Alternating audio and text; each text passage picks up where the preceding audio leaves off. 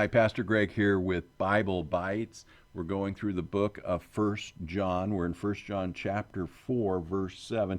This is probably one of my most enjoyable, favorite passages in the Bible.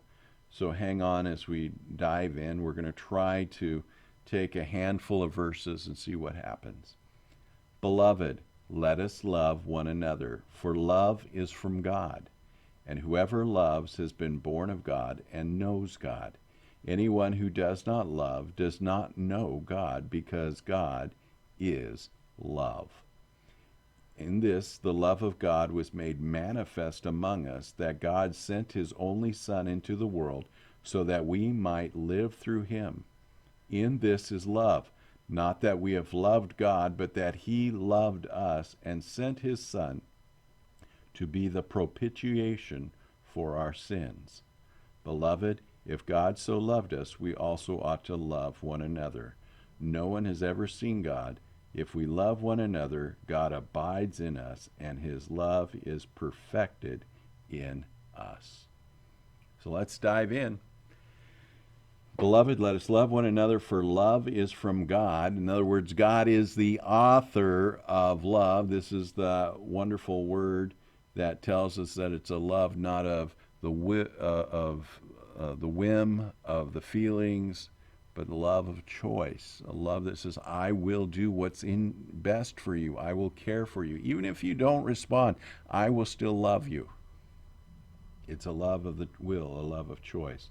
And that love comes from God. And whoever loves has been born of God.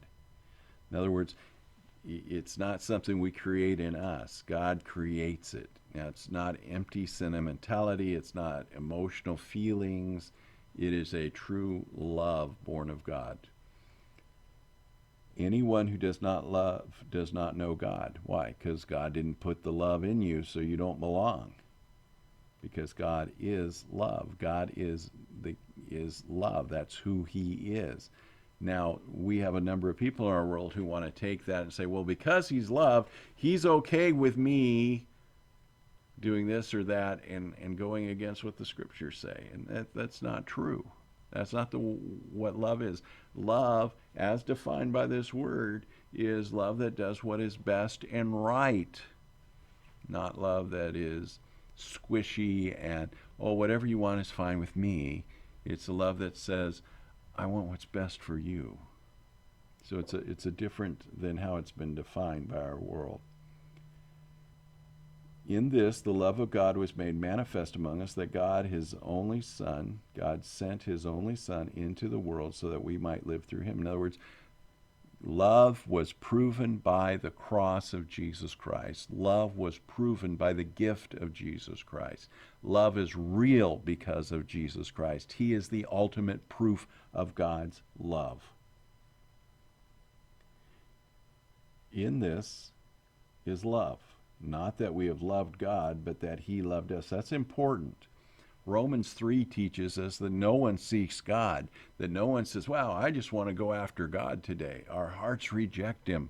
But because God loved us, because God reaches out and loved us, we can respond. God initiates, we respond.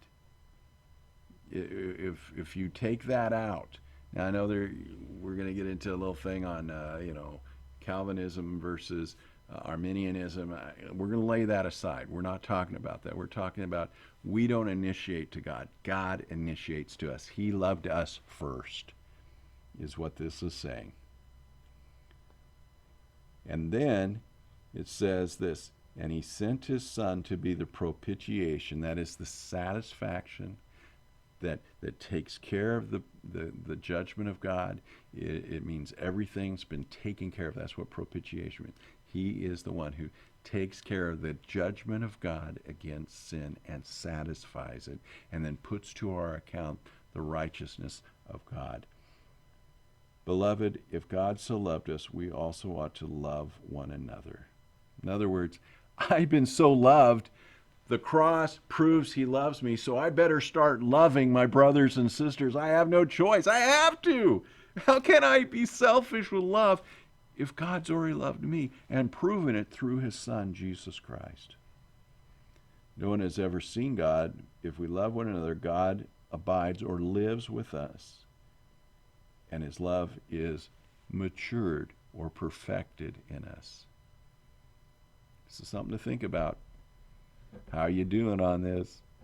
Boy, it gets a little crazy thinking that God loved me so much, and because of that, I now can love others.